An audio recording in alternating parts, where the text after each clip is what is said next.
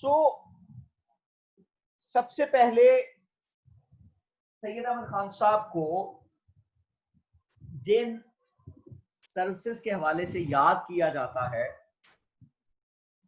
उसमें जो top most level पर सर्विस आपने परफॉर्म की या जिसका सेहरा आपके सर पे बांधा जाता है वो सर्विस जो है वो बुनियादी तौर पर एजुकेशन की फील्ड में थी, या आप एक बहुत बड़े एजुकेशनिस्ट थे।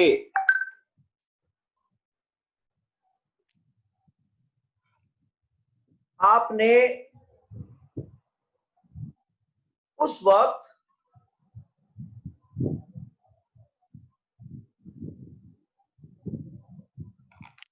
तालीम का सेहरा सर उठाया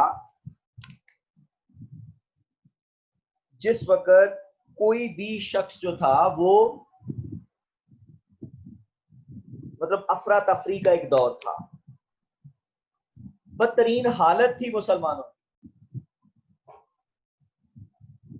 और मुसलमानों के दिल में सिर्फ एक ही बात थी कि हमने नसारा की तालीम नहीं लेनी, हमने जो ईसाइयों वाली एजुकेशन है, ईसाइयों की ना जुबान सीखनी है ना उनकी एजुकेशन लेनी। तो एजुकेशन के बगैर, यही वजह है कि सबसे पहले आपको यह कहा जाता है कि जो आपकी ट्रिनिटी ऑफ आइडियाज में हमने डिवोशन देखा है अभी, वो असल में आपका एजुकेशन और एजुकेशन की फील्ड के साथ था। अब चाहते थे कि जो मुसलमान हैं वो एजुकेट हो, सिर्फ मुसलमान नहीं बल्कि हिंदुस्तान की तमाम लोग जो हैं वो एजुकेट होने चाहिए। आप एक जगह पर यह बयान देते हैं कि जो हिंदुस्तान है ना वो एक दुल्हन की तरह है, और हिंदू और मुसलमान जो हैं वो इसकी एक खूबसूरत, हिंदुस्तान एक खूबसूरत दुल्हन है और हिंदू और मुस्लिम इसकी दो आंखें हैं। अगर इसमें से एक आंख बाहर निकल जाए तो ये जो दुल्हन है ये महंगी हो जाएगी, ये बदसूरत हो जाएगी। तो इस वजह से इनको इकट्ठे मिलकर जो है वो एंटीसिपेट करना चाहिए for life and different aspects of life.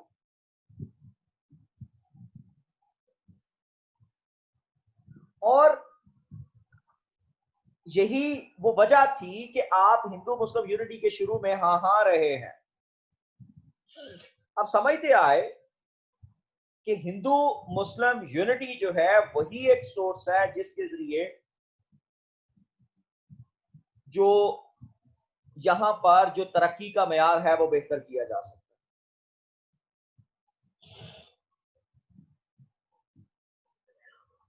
और दूसरे नंबर पर मुसलमानों को इस बात पे कन्विंस किया जाना चाहिए कि इस वक्त जितना भी मॉडर्न नॉलेज है वो सारे का सारा इसी अंग्रेजी जुबान के ऊपर मौजूद है, इस अंग्रेजी जुबान पर चल रहा है ये जो मॉडर्न नॉलेज है।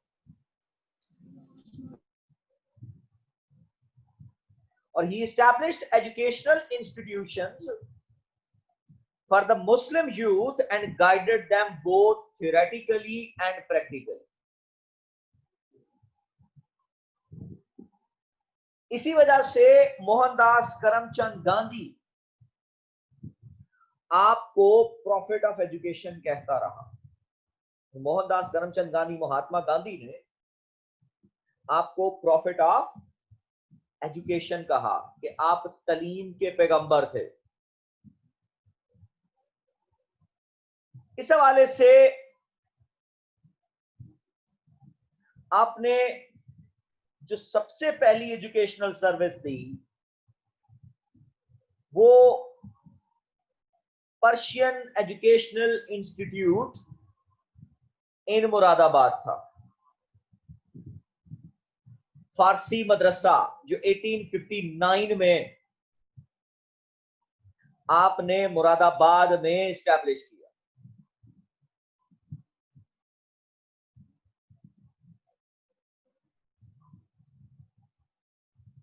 Persian educational institute in Moradabad in 1859। उसके बाद नेक्स्ट जो दूसरा बड़ा मदरसा था, जिसको तारीख में Ghazipur, Victoria school of Ghazipur के नाम से जाना जाता है, वो 1862 में, मतलब जो ये स्कूल जो था ये इस्टेब्लिश किया गया, और इसमें उस वक्त की एग्जिस्टिंग 5 जुबानों की तालीम दी जाती है, जिसमें उर्दू, संस्कृत, अरबिक, पर्शियन, फारसी और आखिरी जुबान अंग्रेजी थी। तो 5 जुबानों की जो तबलीग जो थी वो तालीम जो थी 5 जुबानों में एजुकेट किया जाता था, जब 5 जुबानों के उस्ताद जो थे वो मौजूद। सैयद अहमद खान साहब की तरफ से जो अगला बड़ा कारनामा हमें नजर आता है वो आपकी साइंटिफिक सोसाइटी थी, जो आपने 1863 में गाजीपुर में ही जो है वो वहां पर बनाई गई। 1863 और गाजीपुर। इस सोसाइटी का पर्पस क्या था कि इंग्लिश किताबों को उर्दू जुबान में ट्रांसलेट करके लोकल मुसलमानों के को दिया जाए, ताकि उनकी एजुकेशन को बेहतर किया जा सके, उनको एजुकेट किया जा सके। और इसी सोसाइटी के प्लेटफॉर्म पर 1866 में आपने एक रिसाला जारी किया, जिसको अलीगढ़ इंस्टीट्यूट गजट कहते हैं। Aligarh institute gazette. अब अलीगढ़ इंस्टीट्यूट गजट जो है वो क्यों माना जाता है या वो क्यों कहा जाता है कि चूंकि ये जो गजट था, ये जो मैगजीन था, इसका आधा हिस्सा उर्दू में और आधा हिस्सा अंग्रेजी में छपता था। यानी कि जो तहरीरें इंग्लिश में छपती उन्हीं को ट्रांसलेट करके इंग्लिश में छापा जाता। सर सैयद खान अंग्रेज की नौकरी आपने 1866 में छोड़ी। जहां पर आपके पास आपके नोट्स के ऊपर 76 लिखा हुआ होगा, ये 1866 है। और उस वक्त जब आपने नौकरी छोड़ी गाजीपुर से, तो उस वक्त आपने अपना जो सारा हेडक्वार्टर था वो सारे का सारा गाजीपुर से किस तरफ मुंतकिल कर लिया? अलीगढ़ में। यही वजह है कि इस अलीगढ़ियन को, अलीगढ़ मूवमेंट को तारीख में एक अहम नाम से जाना जाता है, या अलीगढ़ का नाम रोशन हुआ कि इब्तिदा में ये मूवमेंट अलीगढ़ में नहीं थी, लेकिन बाद में यही मूवमेंट जो है वो जब इसके प्लेटफॉर्म्स अलीगढ़ में चले जाते हैं तो ये अलीगढ़ मूवमेंट जो है वो कहलाती है। अब ये जो दोनों जो मैगजीन भी थे, जिसको अलीगढ़ इंस्टीट्यूट गजट कहते हैं, और साइंटिफिक सोसाइटी, इन दोनों का पर्पस वेस्टर्न नॉलेज को ट्रांसलेट करना ही था, कि किसी तरह से जो वेस्टर्न नॉलेज है इसको ट्रांसलेट किया जाए और लोकल लोगों के साथ इसको शेयर किया जाए, ताकि लोकल लोग जो हैं, जो कम्युनिटी है, ये भी अपने आप को रिच कर सके, ये भी अपने आप को बेहतर कर सके।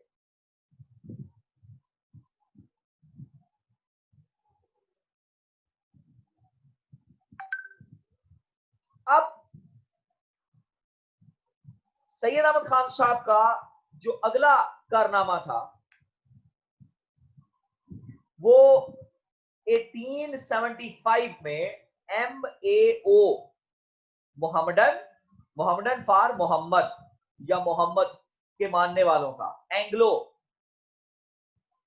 अंग्रेजी Anglo oriental, Mohammedan Anglo oriental school, यानी कि मुसलमानों और अंग्रेजों की जुबान, ओरिएंटल दैट्स जुबान, तो Mohammedan Anglo oriental school in Aligarh in 1875। इसको 2 साल बाद ये स्कूल जो है वो अंग्रेज सरकार की इसमें उन्होंने भी मदद की, ग्रांट प्रोवाइड की। ये स्कूल बनाने का ख्याल आपको कहां से आया? असल में इस स्कूल की इस्टेब्लिशमेंट में सैयद अहमद खान साहेब जो थे वो जब 1869 में आपके बेटे सैयद महमूद अहमद को स्कॉलरशिप मिलती है, तो आप भी 1869 में अपने बेटे के साथ आप लंदन गए ताकि ये देख सकें, कंपेयर एंड कंट्रास्ट कर सकें कि वहां के जो लोग हैं वो हमसे आगे क्यों हैं और हम लोग पीछे क्यों रह गए। और इस दौरान वहां पर असल में सिर्फ ये पर्पस सिर्फ ये नहीं था, बल्कि वहां पर आपने एक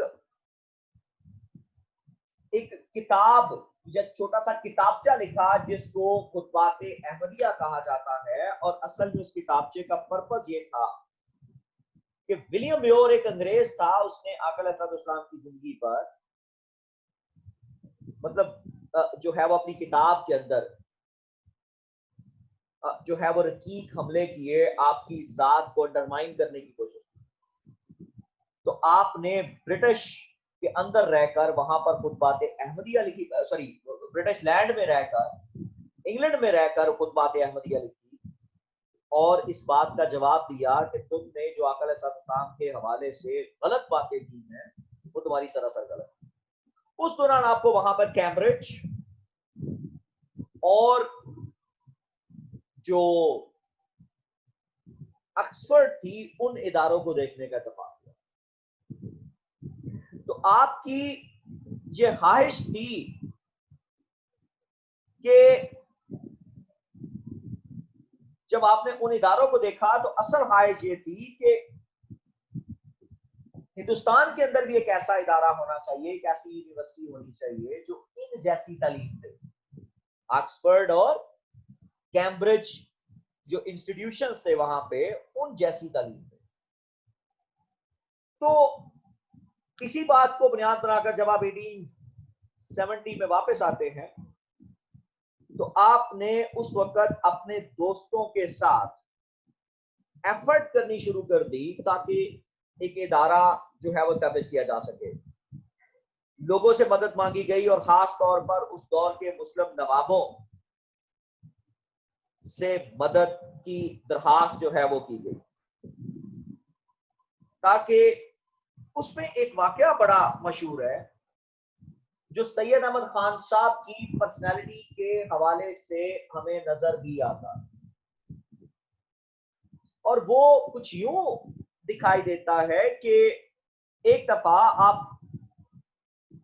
बंगाल में किसी नवाब के पास गए ताकि रिक्वेस्ट कर सकें कि हमें कुछ चंदा दो ताकि हम ये स्कूल बना सके, एक इंस्टीट्यूशन बना सके। तो उस वक्त उस नवाब के पास कुछ जो डांसिंग गर्ल्स, जो तवाइफे थी वो नाच रही और उस वक्त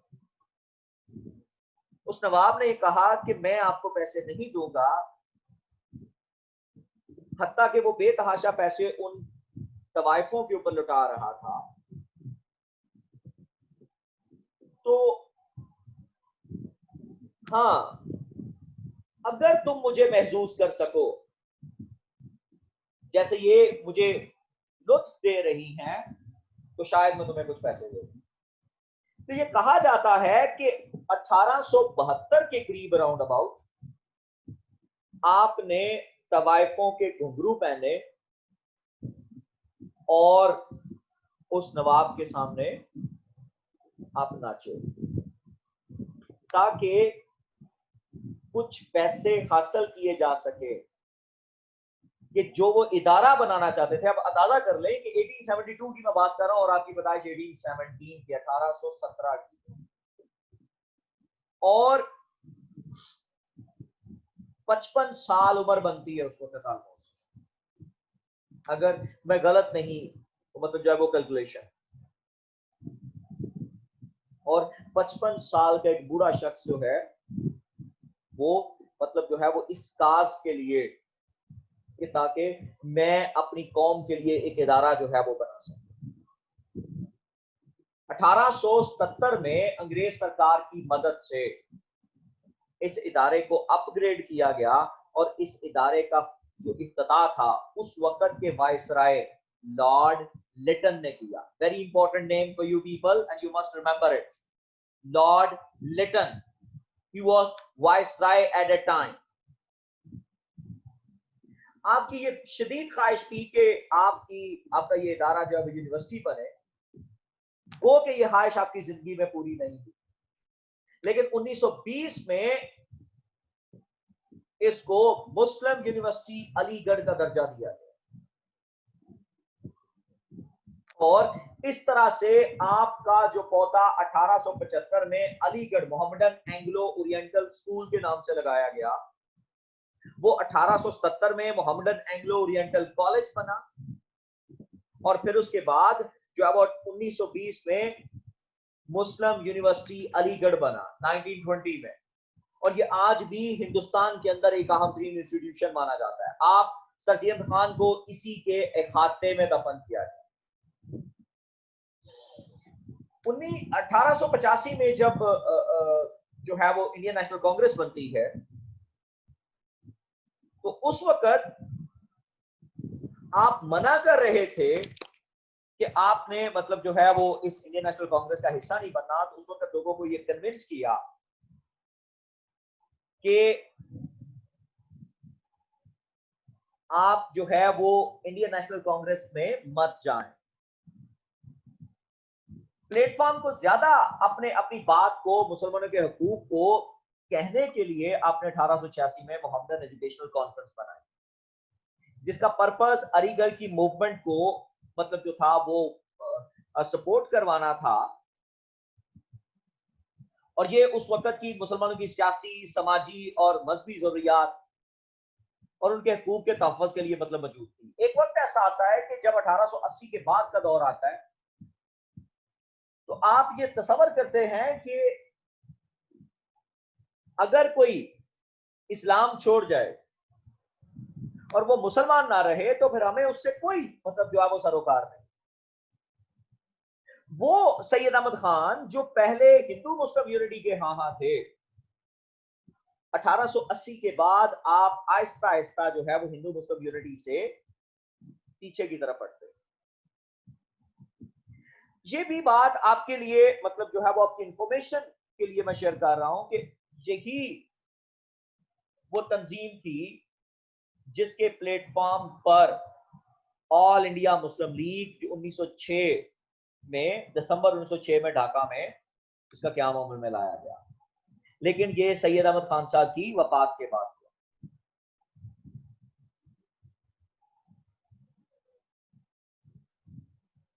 आपका जो सिलेबस के हवाले से जो मानना था वो समझते थे कि फलसफा हमारे दाएं हाथ में, साइंस हमारे बाएं हाथ में, और सर पे कुरान का ताज हो तो हम वापस इस दुनिया की बुलंदियों को छू सकते हैं। यानी हम से मुराद मुसलमान। तो ये प्योरली वो स्टेटमेंट्स हैं जो इस बात की गमाजी करते हैं कि आप फिलॉसफी, साइंस और कुरान, आप इन तीन की एक ट्रायंगल बनाना चाहते हो कि किस तरह से ये तीनों चीजें, मतलब आपने ना साइंस को छोड़ना है, ना फिलॉसफी को छोड़ना है, ना कुरान की तालीमात को छोड़ना। और ये वो थॉट्स थे कि जिनके साथ आपका सिलेबस ब्लेंडेड था। मतलब सिर्फ ये नहीं कहा जा सकता कि आपका सिलेबस जो है वो सिर्फ और सिर्फ जो है वो इसमें अंग्रेजी तालीम पढ़ाई जाती थी, बल्कि it was a good blend of eastern as well as western education. और यही वजह है कि हिंदुस्तान का प्राइम मिनिस्टर जवाहरलाल नेहरू ये बात कहता है कि आप एक आर्डेंट रिफॉर्मर थे, and he wanted to reconcile modern scientific thought with religion by rationalistic interpretations and not by attacking belief system। कि आप किसी भी belief पर, किसी भी मजहब और अकीदे के ऊपर मतलब बात नहीं करते, आप नई एजुकेशन को पुश करना चाहते थे। and he was in no way communally separatist, कि आप हिंदू और मुस्लिम में तफरीक के हाँ नहीं थे। लेकिन बहरहाल ये क्रेडिट आपको ये जाएगा कि आपने मुसलमानों के हकूक की बात की। आगे जाके मैं इंशाल्लाह जब आगे फर्दर हम डेवलपमेंट में जाएंगे तो मैं जरूर आपसे बात करूंगा। Repeatedly he emphasized that religious differences should have no political and national significance, कि मजहबी और सियासी जो इख्तिलाफात हैं उनकी कोई अहमियत नहीं। असल में कांग्रेस जब भी बात करती आई है वो इंडियन नेशनलिज्म की बात करती है। वो समझते थे कि हिंदू और मुसलमान एक कौम है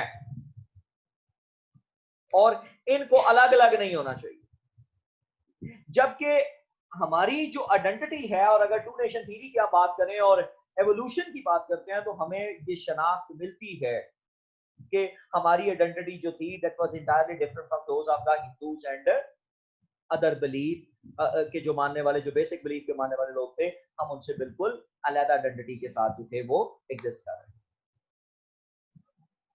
उस वक्त अहम तरीन उसातिज़ा लाइक आर्चबोल्ड, आर्नल्ड, मॉरिसन, ये आर्नल्ड, डॉक्टर आर्नल्ड जो है वो वही हैं जो लामा इकबाल साहब के उस्ताद हैं। और इस तरह से आपने हिंदू संस्कृत पढ़ाने के लिए हिंदू उस्ताद वहां पे मतलब जो है वो रखा। तो ये वो मतलब जो है वो हमें नजर आता है कि किस तरह से सैयद अहमद खान साहब जो हैं वो एक अहम तरीन पर्सनैलिटी के तौर पर हमें दिखाई देते। और आपका मतलब जो है वो शोहरा किसी भी हवाले से मतलब जो है वो कम नहीं माना जाएगा, बल्कि ये अज्यूम किया जाएगा the way he cherish the things, शायद दुनिया में किसी और शख्स ने मतलब जो है वो उस तरह